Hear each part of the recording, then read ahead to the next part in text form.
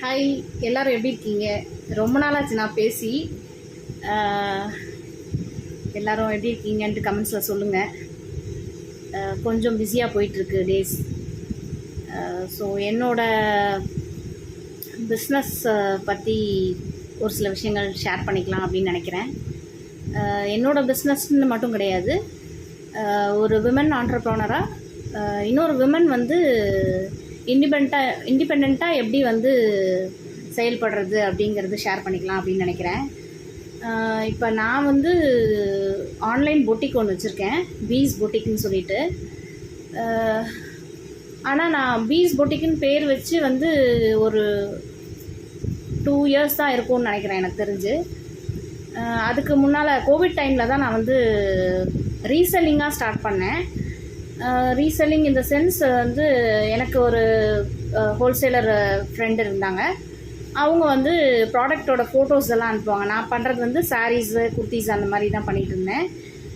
அவங்க வந்து ஃபோட்டோஸ் அனுப்புவாங்க, அவங்க எடுத்த ஃபோட்டோஸ், ப்ராடக்டோட ஃபோட்டோஸ் எனக்கு அனுப்புவாங்க. அதை நான் வந்து என் ஃப்ரெண்ட்ஸ்க்கு ஷேர் பண்ணுறது, இல்லை ஸ்டேட்டஸில் வைக்கிறது, ஃபேஸ்புக்கில் போடுறது, அந்த மாதிரி போட்டு அதுலேருந்து ஆர்டர் எடுத்து கொரியர் வந்து ஹோல்சேலர் போட்டுருவாங்க. நான் வந்து ப்ராடக்டோட காஸ்ட்டை வாங்கி ஹோல்சேலருக்கு அனுப்பிடுவேன். அவங்க வந்து எனக்கு எவ்வளோ கமிஷனோ இல்லை இவ்வளோ பர்சன்டேஜ் அந்த மாதிரி எதாவது பேசியிருந்துருப்பாங்க. அந்த மாதிரி எனக்கு பே பண்ணிகிட்டு இருந்தாங்க. அப்படி தான் நான் ஸ்டார்ட் பண்ணினேன். ஆக்சுவலாக ஒரு ரீசெல்லராக தான் ஸ்டார்ட் பண்ணேன். அப்போ வந்து ஒரு நம்பிக்கையின் பேரில் தான் வந்து ஆர்டர்ஸ் வரும். கொஞ்சம் நல்லா தெரிஞ்சவங்க அப்படின்றவங்க தான் வந்து நம்மக்கிட்ட ப்ராடக்ட் வாங்குவாங்க. இப்போ அவங்க வாங்கிட்டு அதுக்கப்புறம் அவங்க ஃப்ரெண்ட்ஸ்க்கோ ரிலேட்டிவ்ஸ்க்கோ ரெஃபர் பண்ணுவாங்க. அப்படி தான் நான் பண்ணிகிட்டு இருந்தேன். அதுக்கப்புறம் வந்து தான் வந்து ஸ்டாக் எடுக்கலாம் அப்படின்னு சொல்லிட்டு ஒரு 1.5 இயர்ஸ் முன்னால் நான் ஸ்டாக் எடுத்து இப்போ நல்ல விதமாக போய்கிட்டு இருக்கு. ஸ்டாக் எடுத்தாலுமே வந்து நம்ம வந்து மினிமம் இன்வெஸ்ட்மெண்ட்டாக பார்த்துக்கணும். இப்போ நிறைய பேர் வந்து வீட்டிலேருந்தே வந்து என்ன பிஸ்னஸ் பண்ணலாம் அப்படின்னு சொல்லி போஸ்டெல்லாம் நான் நிறைய பார்க்குறேன் ஃபேஸ்புக்லேயே. அவங்களாம் வந்து அவங்களுக்கு அவங்களோட லொக்கேஷனுக்கு என்ன ப்ராடக்ட் வந்து ஈஸியாக மூவ் ஆகும் அப்படிங்கிற மாதிரி சூஸ் பண்ணலாம்.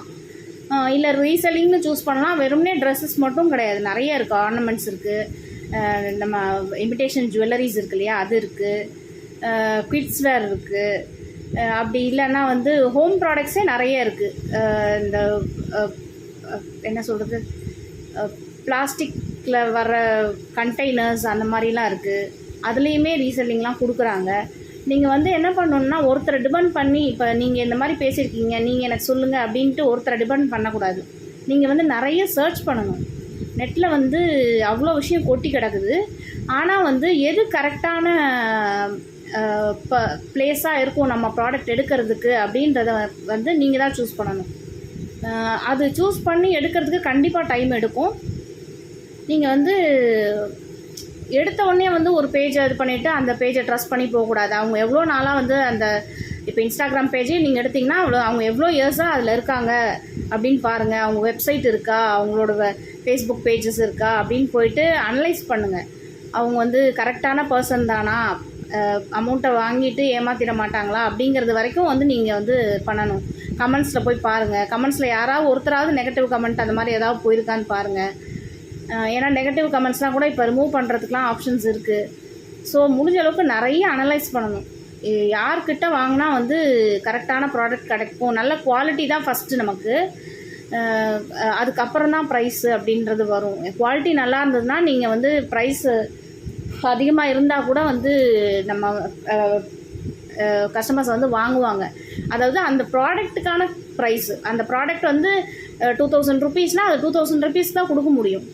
ஒரு இடத்துல 1000 ருபீஸ் கொடுக்காங்கன்றதுக்காக நம்ம வந்து நஷ்டத்துக்கு கொடுக்க முடியாது. ஸோ நம்ம வாங்குகிற ப்ராடக்டோட குவாலிட்டி நமக்கு வந்து தெரியணும். இப்போ ஒருத்தர் வந்து இல்லைங்க இதே ப்ராடக்ட் வந்து வேறு ஒரு பேஜில் வந்து நான் 200 300 கம்மியாக பார்த்தேன் அப்படின்னு சொன்னாங்கன்னா அதுக்கான ஜஸ்டிஃபிகேஷன் நம்ம தான் கொடுக்கணும். நம்ம வந்து பார்த்து வாங்கியிருக்கோம் ஒரு ப்ராடக்டை, அதோட வேர்த் இது தான் அப்படிங்கிறதுல நம்ம வந்து உறுதியாக இருக்கணும். அதே மாதிரி ஓவர் ப்ரைஸிங்கும் இருக்கக்கூடாது. நம்ம ஓரளவுக்காவது ப்ரைஸிங் வந்து கொஞ்சம் பார்த்து பண்ணுற மாதிரி இருக்கும். ஸோ இந்த மாதிரி ஃபஸ்ட்டு வந்து அனலைஸ் பண்ணுங்கள். நிறைய வந்து சர்ச் பண்ணுங்கள். சர்ச் பண்ணி ஷார்ட்லிஸ்ட் பண்ணி வைங்க.